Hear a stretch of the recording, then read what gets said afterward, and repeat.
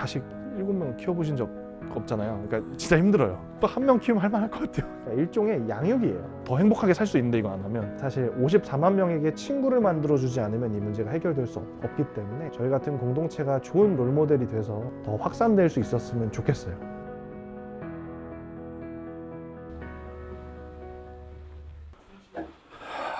아마 자고 있을 거예요.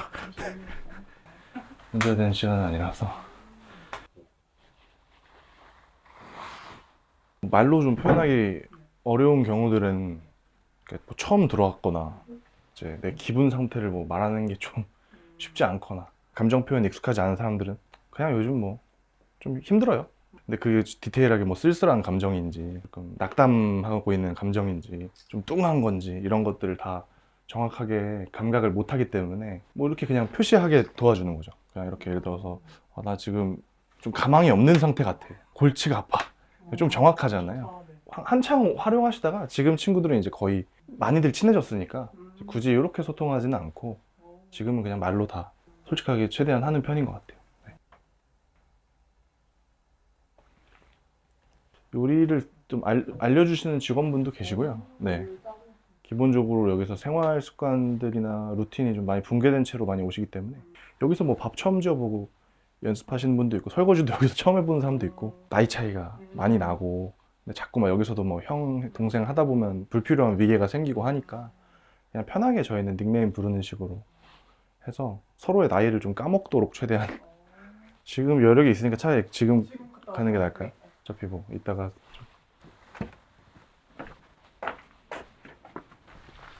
찌어지요? 앞에 뒤에. 아 이거 일종의 굿즈고 매년 하나씩 새로운 버전이 나와서 이제 올해도 또 4월 말에 나올 예정인데 근데 사실 이렇게 쓰고 다니는 사람이 제일 무서운 거죠. 지하철에서 웃기네요. 누가 이렇게 안 무섭다고 하는 사람이 제일 이상하죠.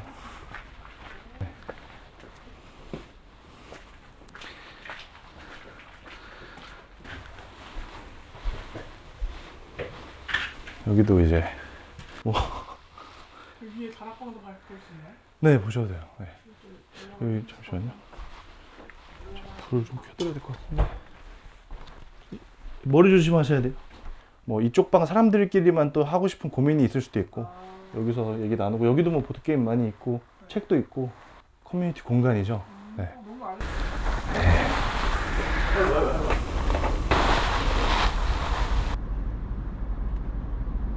은둔했던 사람들끼리 모여 사는 게 역설적이라고 느낄 수도 있잖아요. 실제로 많이 싸워요. 갈등이 엄청 심하고 그 조율의 난이도가 높아요. 뭐 각자 병을 가지고 계신 분들도 있고 어떤 분은 뭐 조울증이 있을 수도 있고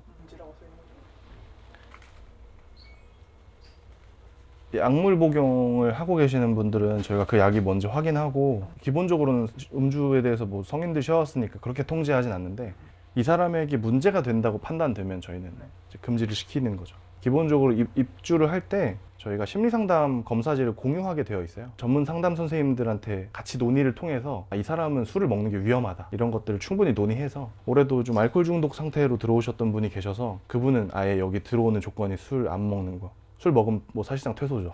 네. 이분이 이제 직원분이시고 남자분 두 분은 그냥 뭐 군대처럼 잘 살고 계신 것 같아요. 아 저건 이제 스태프들이랑 같이 정한 거라서 네. 룰에 그냥 맞추세요 하면 억울하고 왜 내가 저 사람한테 배려해야 되지 이렇게 될 수도 있으니까 우리가 이 룰을 왜 하고 있는지를 다시 한번 생각해 보자. 잘 지내기 위해 규칙을 만드는 것이 규칙이 잘 지내게 해주는 것은 아니다. 뭐 이런 식으로 이제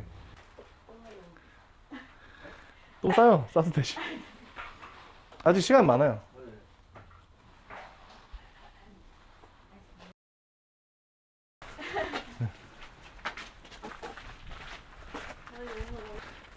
저 채식 트라우마가 있어서. 왠지 왜 고기 안 시키시고?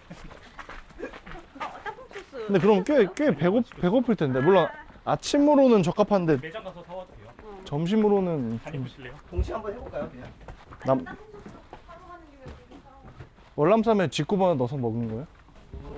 안녕하세요. 그러시구나. 난 너무 늦지.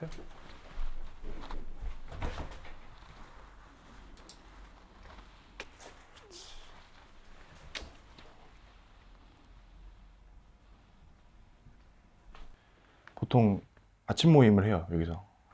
보통 10시 반이면은 늦잖아요. 뭐 이렇게 출근 시간이나 이런 거 늦는데 저희가 아무래도 여러 가지 좀 심리적인 어려움이 있었던 친구들 뭐 채용하기도 하고 운영하다 보니까 그때가 오전에 마지노선인 것 같아요.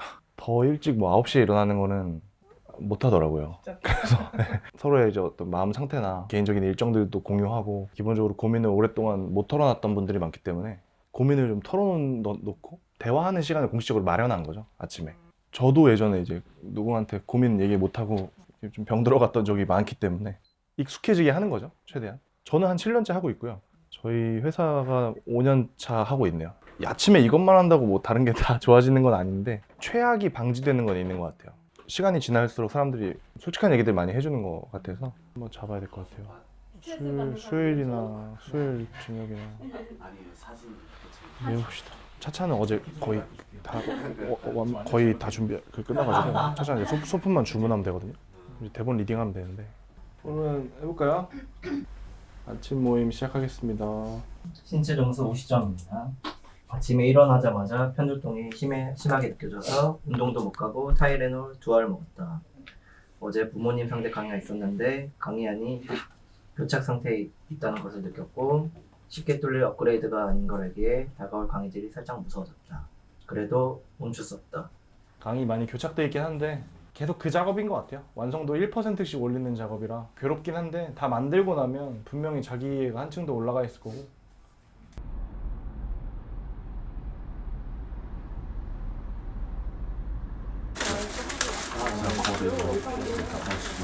아 새로 해주시냐고요? 스트레칭 한 번만 아직 아니면 그거 아니에요? 시벨반 문제 이거 그렇게 아무리 뭐 어제 컴퓨터 너무 많이 봤어. 경직돼가지고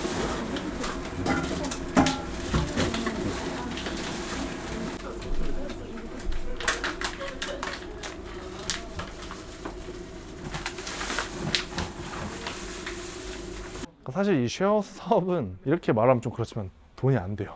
지금 숙식이 여기서 다 해결되고 종사자가 24시간 상주하는 사람이 지금 2명. 그러면 사실 인건비가 엄청 많이 발생되고 그래서 지금도 후원해 주시는 감사한 분들이 있어서 운영할 수 있는 사업인데 자식 7명 키워보신 적 없잖아요. 그러니까 진짜 힘들어요. 저는 솔직히 또 한 명 키우면 할 만할 것 같아요. 진짜로. 자해도 하시고 이런 경험이 있고 예전에 더 저희가 경험이 없을 땐 더 사건 사고에 노출이 많았고 근데 이게 너무 중요한 일이니까 또 포기는 못하겠고 딜레마에 걸려서 그래서 내년에는 과감하게 쉐어하우스 사업의 인원을 1명 충원하고 멤버를 1명 줄이려고 해요. 다른 걸로 돈을 벌고 이거 나중에 해도 되지 않나 라고 얘기하는데 사실 진짜 오갈 데 없는 분들이 많아가지고 대기자가 지금도 40분이 넘어요. 그런 걸 아는 상태에서 이 사업을 접을 수는 없기 때문에 감이 안 떨어진다는 장점은 있어요. 당사자 출신이면서 사업체를 운영하면서 24시간 당사자들이랑 계속 호흡하는 건 그냥 매일매일 새로운 강의안이 나오는 거랑 다를 바가 없거든요. 요거는 돈을 버는 사업이라기보다는 저희의 정체성입니다. 더 행복하게 살 수 있는데 이거 안 하면 이거를 저도 청년재단에서 하는 체인지업 프로젝트라는 사업에 참여한 당사자예요. 근데 어느 날 그걸 운영하는 운영업체가 사라진 거죠. 한편으로는 나도 도움을 아직 다 못 받았는데 조금 더 회복했어야 되는데 하는 마음도 있고 감사한 것도 있고 조금 왜 나를 왜 저런 분들이 하나씩 여기저기 퍼져가지고 업계에도 분명히 도움이 되고 있다고 생각해서 궁극적인 목표는 안 망하는 거예요. 회사가 망하는 경험을 했잖아요. 제가 도움을 받으러 왔는데 그곳이 사라지고 해체되는 경험을 했기 때문에 마음 둘 곳이 하나 있어야 되는데 망하는 거는 그들에게 또 다른 박탈감을 만들어주는 것 같아서 일단 망하지 않는 게 제일 중요하다. 좀 이상적인 목표는 마음이 많이 힘들고 어려웠던 친구들도 연애를 할 수 있는 세상을 만들고 싶어요. 그러니까 서로의 취약성을 보완하면서 같이 연애를 해볼 수 있게끔 뭐가 안 되면 우리나라 사회에선 나는 기본이 안 됐으니까 연애도 못해 이렇게 자꾸 되잖아요. 뭐 어디 심리상담센터에서 정서 지원 받는 것보다 누군가가 나를 사랑해주고 좋아해주는 경험이 정말 중요하다고 생각하는데 다들 연애를 하고 싶어 하거든요. 근데 저 포함해서 다 못하는 이유가 있거든요. 지금 이 상태로도 연애를 할 수 있어야 된다고 생각해요. 너무 누군가를 서로 사랑하는 일이 너무 어렵지 않은 나라가 되었으면 좋겠다.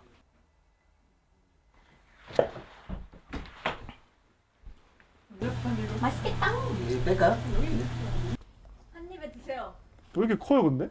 한 입에 먹어요. 제 사랑하는 마음. 야 저거 우리 뭐 와사비 넣은 거 아니야 이 정도면? 와 씨, 너무 큰데 이거 솔직히 먹방 갑자기 먹방. 너무 큰데? 이거 어떻게 먹어요?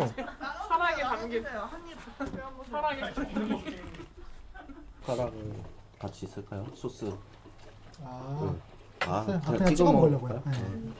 맛있다. 이게 야채가 흰전도가 많이 났어. 좀 진하다 보니까. 괜찮은데? 약하네. 외국인들이 많이 가는구나. 가더라고요. 아니 그리고 사실 거기서 그 뭐지? 기념품 중에 무슨 이따만한 인형 공 같은 거 하나 있더라고요. 네. 그게 그냥 볼 같은 거 그냥 꼬린 시키면은 바로 그냥 그거 따는 건데. 아 이렇게 네. 넣으면. 네. 근데 크기가 진짜 이만하다 보니까 그걸 들고 오기도 지하철에서 좀 민폐일 것 같아가지고.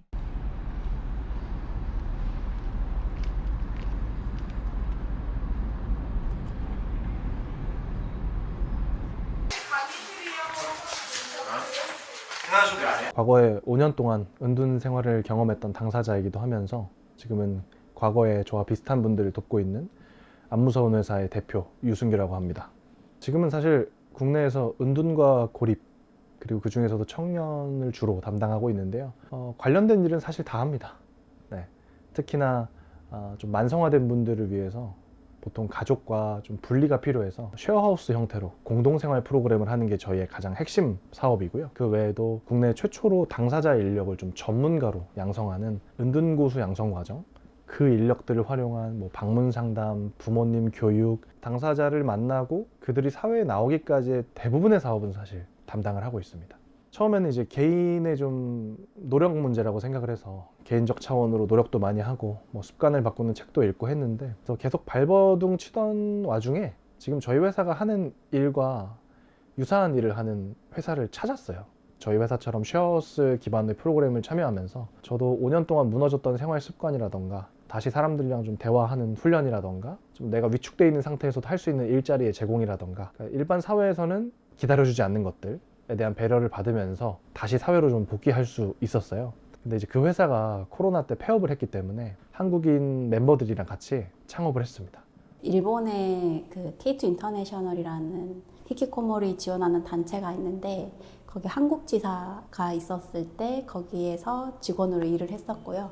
거기서 유승규 대표님을 만나게 되고 일을 한 지는 한 5년 차 정도 된 것 같습니다.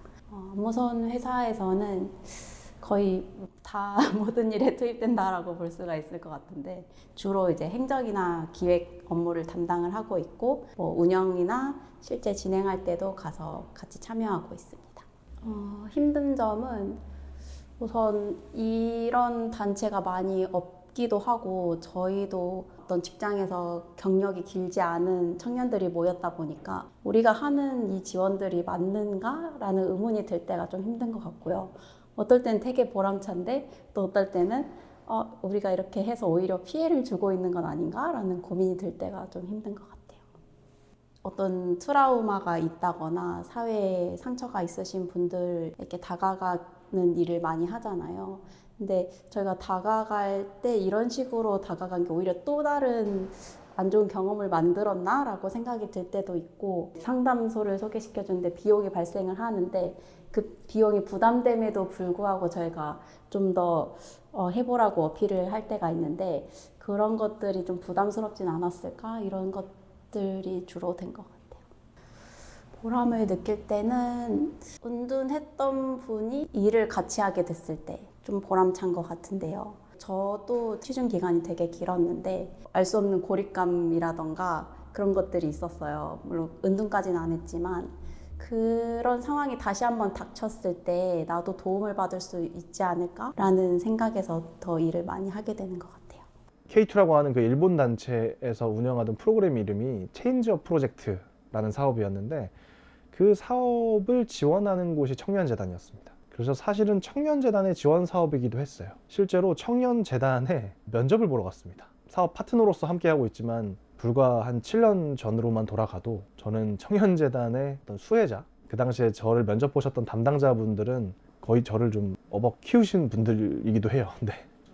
최근에는 이제 고용노동부에서 진행하는 일경험 사업이 있어요. 기업이랑 이제 컨소시엄을 해서 같이 들어가야 되는 거라서 청년재단이랑 올해는 저희 회사랑 같이 사업을 신청을 했고 선정이 돼서 고립운둔 상태 청년들에게 일자리를 제공하는 사업들도 올해는 같이 하게 됐어요. 지금 사실 국내에서 청년재단이랑 저희 회사가 가장 좀 선구적으로 이런 일들을 해온 곳들인 것 같아요. 정서 지원부터 일경험, 그리고 당사자들의 커뮤니티까지 뭐 이런 사업들을 같이 하면서 국내의 새로운 모델들을 좀 같이 만들어가고 있는 것 같습니다. 네. 잠깐 던져보니까 뭐 천천히 생각해 보시죠. 나중에 일단 좀 이따.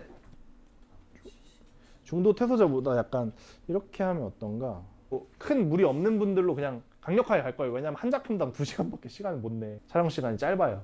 그래서 전투적으로 촬영할 거예요. 올해 기수는 단순히 도움받으러 온 친구들이라기보다는 그것도 있지만 저희 직원들처럼 이제 이런 종사자에 도전하고 싶은 분들을 양성하는 과정이라 이들이 약간 졸업작품 같은 것처럼 준비해서 그것들을 거의 뭐 한 150명 앞에서 발표하고 이 친구 괜찮다, 우리 회사에서 인턴 한번 시켜보고 싶다 이렇게 연결해주고 그것들을 앞두고 있기 때문에 다들 바빠요. 엄청 그렇게 난이도가 높은 일을 처음에 연결하는 건 아니고요. 여기 있는 분들에게 저희 목표는 일 경험까지 최대한 무리하지 않게 해서 실제로 그냥 은둔 상태에서 무리하게 일한 친구들의 재고립률은 58% 정도 되거든요. 그럼 11명을 시작했고 7명 남았어요. 한 반을 가을까? 아니면 윗줄 말고는 두 자리면 가능하지 않아요?